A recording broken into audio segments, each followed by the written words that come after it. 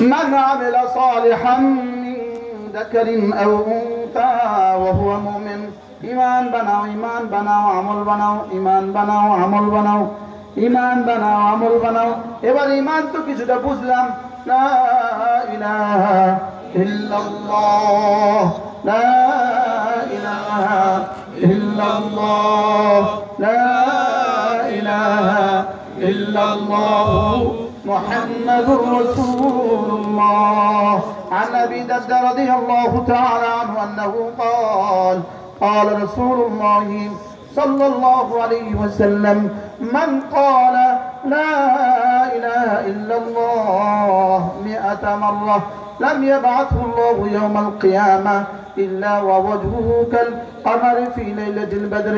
أو كما قال عليه الصلاة والسلام الله نبي ارشاد করেন আমার উম্মতরা শুনো তোমাদের মধ্যে কেউ যদি প্রতিদিন 100 বার কালিমা তয়্যিবা পড়ো আমি নবী কথা দিলাম আল্লাহ তাআলা তাকে হাসরের ময়দানে তুলবেন না অবশ্যই তুলবেন তার চেহারা হবে পূর্ণিমার চাঁদের মতো সুবহানাল্লাহ